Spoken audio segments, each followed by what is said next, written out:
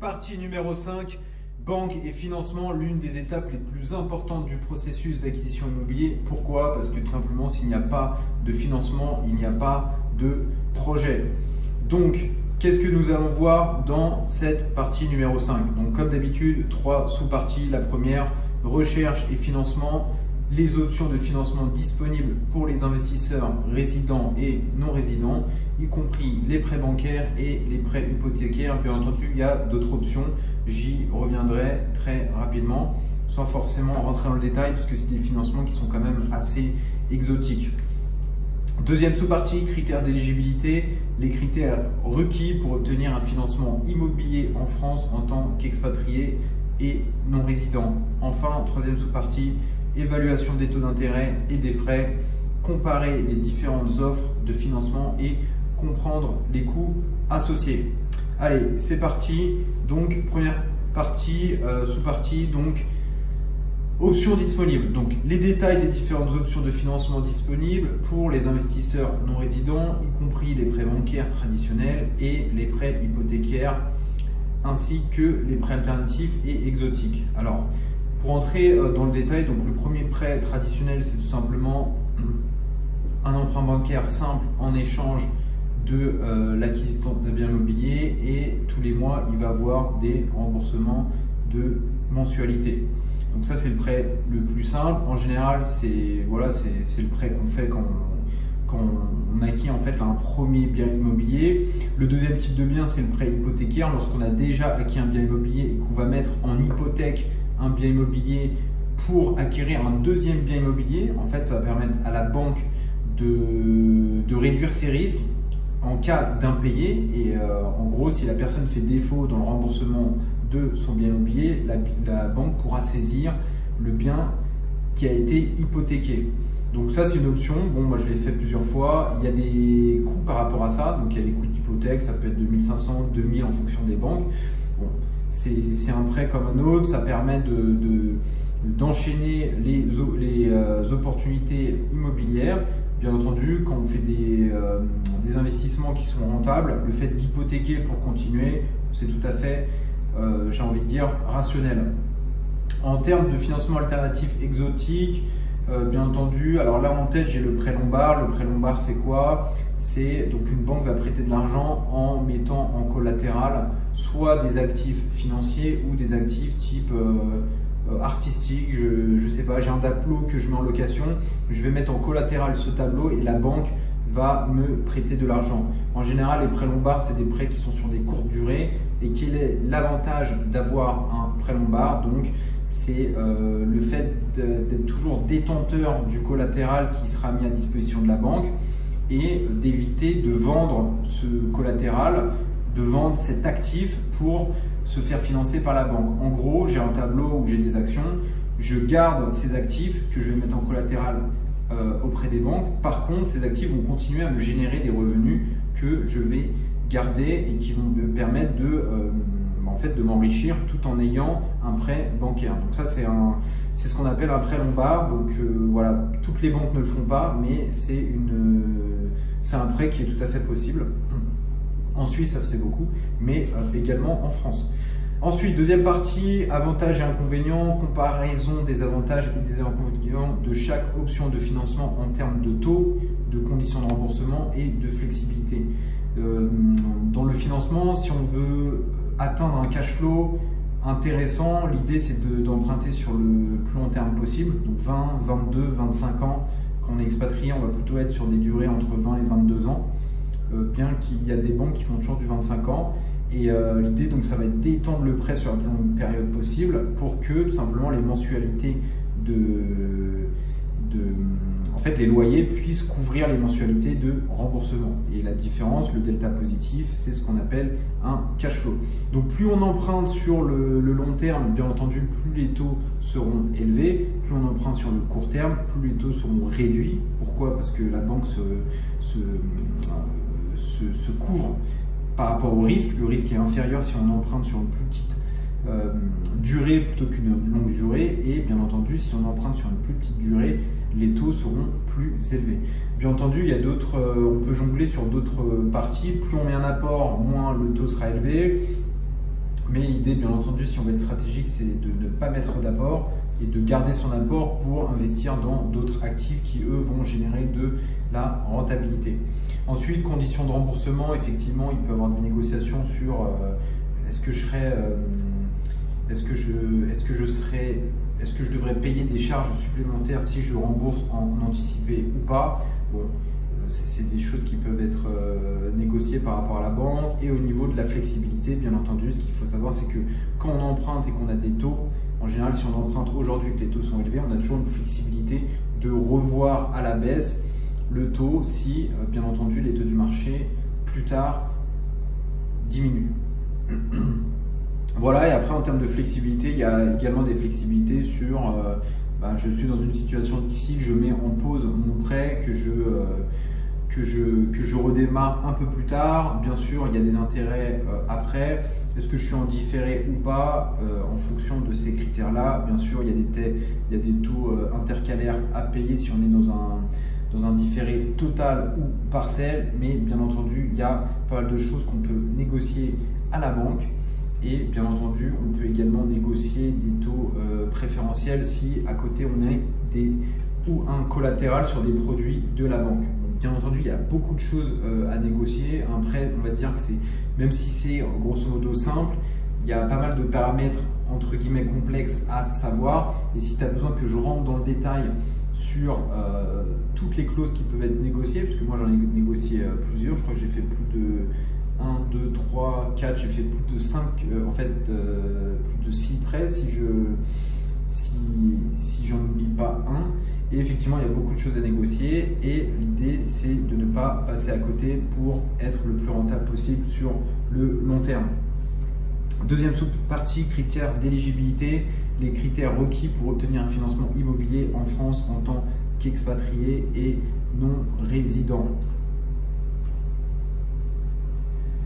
Donc, critères d'éligibilité, information sur les critères requis pour obtenir un financement immobilier en France en tant qu'expatrié non résident, tels que les garanties financières et les vérifications de solvabilité.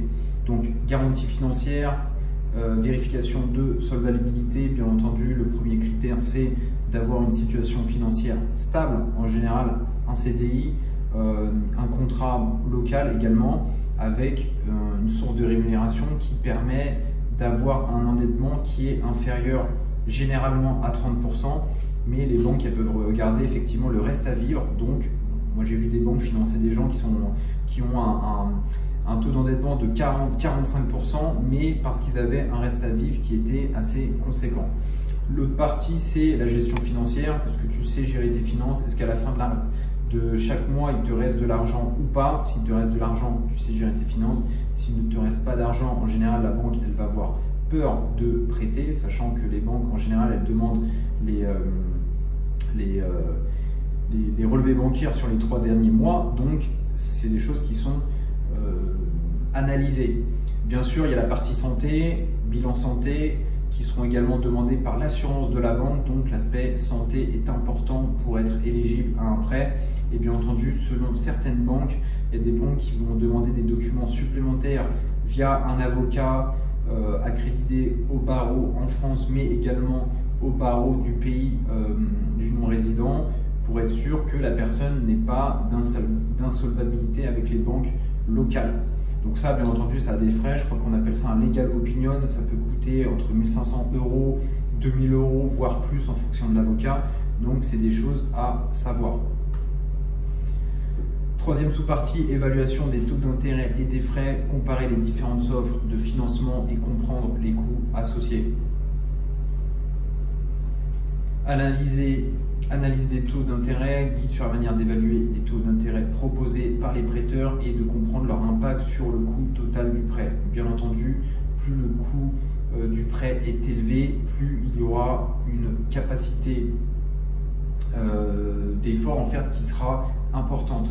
Bien entendu, quand on a des taux à 1%, finalement en fait on peut emprunter plus d'argent avec un coût du prêt qui est inférieur à quand on a un taux par exemple de 3-4% comme aujourd'hui, où on va emprunter beaucoup moins d'argent et à un coût beaucoup plus élevé. Donc quel est l'impact? On emprunte, on achète un bien immobilier qui est peut-être plus petit, moins de mètres carrés, plus cher quand on a des taux qui sont élevés. Ce qu'il faut savoir également, c'est que les taux fluctuent sur le long terme. Bon, en France, on a la chance d'avoir des taux fixes.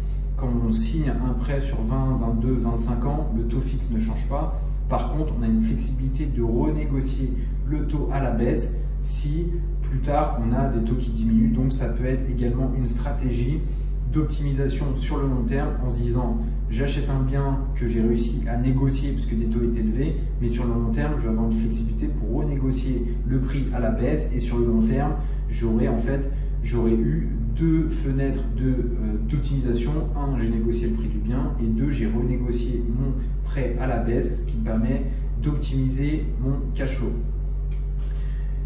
Deuxième point, frais associés, liste des frais associés à un financement immobilier tels que les frais de dossier, les frais de courtage, les frais d'évaluation, et explication de leur importance dans le processus de financement. Donc bien entendu, quand on fait un financement auprès d'une banque, on a des frais de dossier, donc ça c'est normal. Si on passe par un courtier, on a des frais de courtage. Le courtier va se rémunérer un certain pourcentage par rapport au montant total du prêt. Et bien entendu, ce qu'il faut savoir, c'est que tous ces frais-là sont déductibles lorsqu'on fera la déclaration fiscale un peu plus tard. Donc voilà, faut pas également les intérêts d'emprunt. Les intérêts d'emprunt sont déductibles. Donc voilà, il ne faut pas se reposer uniquement sur tout ce qui est ces frais. Ce qu'il faut savoir, c'est que ces frais vont contribuer à avoir une possibilité d'emprunter. Et si on a une possibilité, une capacité d'emprunter, on a une capacité de réaliser un projet immobilier. Donc tous ces frais-là vont être déductibles. Et là, ce qui compte, c'est de passer à l'action, d'avoir un financement immobilier pour signer l'acquisition du bien immobilier. Donc, il ne faut pas se pencher sur des frais de 2 000, 3 000, 4 000 euros, sachant que ces frais-là vont être amortis sur le très long terme. Donc, frais de courtage, frais de dossier. On peut avoir quoi aussi donc dans le processus immobilier de financement, qu'est-ce qu'on a d'autre? On peut avoir des frais de, bon, bien entendu, tout ce qui est frais annexes, si on passe par un courtier spécial, si on passe par un fiscaliste, etc. Bien entendu, tout ça, ce sont des frais qui seront annexes et qui vont, on va dire, coûter de l'argent, mais qui vont être également déductibles. Qu'est-ce qu'on a d'autre? On a également les frais d'assurance. Donc les frais d'assurance, les banques vont proposer en fonction des banques deux types d'assurance, soit l'assurance groupe, soit une assurance qui est en fait séparée de l'assurance groupe de la banque. Donc en général, ce type d'assurance-là, on peut passer par un courtier qui lui va également se rémunérer un certain pourcentage. Et bon, en général, l'assurance qui est déléguée, une délégation d'assurance, coûte moins cher que l'assurance groupe, sachant qu'aujourd'hui, moi j'ai eu des assurances groupes qui ont le même tarif grosso modo que les assurances qui sont déléguées. Voilà, donc pour le coût, après on a tout ce qui est coût, bien entendu, coût d'hypothèque. Si on fait appel à une hypothèque, on a des frais d'hypothèque qui sont ça peut aller 1500, 2000 euros. Bien entendu, à la vente du bien, on a tout ce qui est main levée d'hypothèque, ça aussi ça a des coûts, mais grosso modo, bon, c'est des coûts qui font partie du cycle de vie d'un prêt immobilier, donc j'ai envie de dire, c'est tout à fait normal. Ensuite, comparaison des offres, manière de comparer les différentes offres de financement pour trouver la meilleure solution en fonction des besoins et des objectifs de l'investisseur. L'idée, c'est toujours de prospecter plusieurs banques, 1, 2, 3, moi j'ai déjà prospecté 10 banques pour un prêt. Et l'idée, là, en fait, c'est qu'en fonction de tous les retours bancaires qu'on va avoir, l'idée, ça va être de sélectionner la meilleure offre. Quelle est la banque qui prête sur le plus long terme? Quelle est la banque qui propose le meilleur taux? Quelle est la banque, dans un premier temps, qui ne va pas demander de collatéral? Le collatéral, c'est quoi? C'est lorsque la banque te demande de faire un apport, et cet apport, soit il est intégré dans le prêt, soit il est consommé dans le prêt, soit tu investis dans des actifs qui, eux, vont te permettre de te générer un rendement extérieur au prêt. Donc ça, en général, c'est intéressant, mais il y a des banques qui ne demandent pas de collatéral. Donc, entre se faire financer en mettant 0 € sur la table et se faire financer en mettant un collatéral, voilà, il y a une sélection qui peut être faite. Bien entendu, il y a des banques qui vont demander de domicilier des revenus, les revenus, les loyers, etc. Bon, ça, j'ai envie de dire, ça fait partie du deal. la banque nous finance, donc en échange, tous les loyers vont être versés dans la banque. Et effectivement, parfois la banque va proposer des produits, je ne sais pas, une carte bleue, des parts sociales, etc. Bon, après l'idée c'est de trouver un deal, un compromis gagnant-gagnant pour que la banque elle prête et que l'emprunteur puisse utiliser des services de la banque et consommer, payer. Bon, parfois ça peut avoir des coûts 10, 15, 20 euros, mais bon, quand on se fait financer 400 000 euros et payer 10 euros par mois pour une carte bancaire, j'ai envie de dire le deal est plutôt correct. Et ensuite, donc si on investit dans un bien immobilier qui nécessite des travaux, l'idée ça va être bien entendu de négocier avec la banque pour qu'elle finance non seulement le bien immobilier, donc 100% du bien, les frais de notaire, donc 110% du bien, parce que les frais de notaire en général on est entre 7,5 et 8%, et si on fait des travaux, l'idée c'est que la banque finance également les travaux, donc on peut aller jusqu'à un financement de 130% du bien. Donc ça encore, ça se négocie et bien entendu, si le bien est rentable et si tu as réussi à vendre ton projet auprès de la banque, en général, la banque, elle suit si bien entendu tu as l'aspect santé et l'aspect solvabilité.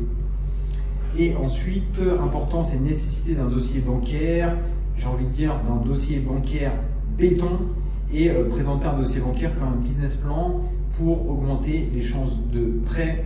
Bien entendu, quand on va proposer son dossier à la banque, l'idée c'est de proposer en fait son projet comme un business plan. Pourquoi est-ce que le projet en fait est de qualité? Pourquoi grosso modo en fait ce projet ne génère pas de risque pour la banque et pourquoi est-ce qu'il est solide? Est-ce qu'on est sûr de louer? Est-ce qu'on est dans une zone tendue? Est-ce qu'on est dans une zone en transformation? Est-ce qu'on est dans une zone touristique? Est-ce qu'on a un bassin d'emploi correct? Donc voilà. Encore une fois, n'hésite pas si tu as besoin que je te partage le business plan. Moi, j'en ai fait plusieurs et à chaque fois, ça m'a permis d'avoir grosso modo 100% de financement auprès des banques et il ne faut surtout pas négliger le dossier bancaire et j'ai même envie de dire le business plan bancaire parce que quand on présente bien les choses, en général, les banques, moi, souvent, les banques m'ont dit que j'étais le premier à présenter ce type de business plan bancaire et c'est en fait, tout simplement, c'est un dossier qui m'a permis de verrouiller et d'avoir en fait un financement pratiquement dans 100% de mes demandes. Donc on termine avec les citations. Première citation, Sophia Amoruso, n'ayez pas peur de demander ce que vous pensez valoir. Si vous ne le faites pas, vous n'obtiendrez pas. Donc effectivement, comme je disais dans la présentation, il y a beaucoup de clauses qui peuvent être négociées, il y a beaucoup de points avantageux que peu de personnes connaissent qui peuvent être négociés auprès de la banque. Et en général, si on ne les demande pas, ce n'est pas la conseillère bancaire qui va les proposer de son gré. Donc moi, j'ai envie de dire, il faut demander le plus possible et si la personne ne dit non, au moins on saura jusqu'où elle était prête à aller. Donc moi, dans un premier temps, ce que je fais, ce que je recommande, c'est de demander voilà, la plus longue période de détention du crédit possible, le plus bas taux possible, différé, etc. Bon, il y a plusieurs choses à demander pour booster sa rentabilité et son cash flow. Si nécessaire, je rentrerai dans le détail en listant tout et en partageant le business plan. Comme d'hab, juste mets-le-moi en commentaire et je me ferai un plaisir de te partager ces informations. Deuxième citation, Hélène Magdard, trouver une voie, pas une excuse. Donc effectivement, j'ai envie de dire, comme d'habitude, il ne faut pas avoir peur, il faut se lancer, n'aie pas peur de demander. Au pire des cas, qu'est-ce qui se passe? Tu auras un non, dans le meilleur des cas, tu auras un oui et tu seras dans une situation de cash flow positif sur 20, 22, 25 ans. Voilà, donc comme d'hab, je termine, do something great. N'hésite pas à liker cette page, liker la chaîne, tu commentes cette vidéo si tu as la moindre question et comme d'hab, tu t'abonnes à la chaîne et je te dis à la prochaine dans la partie numéro 6.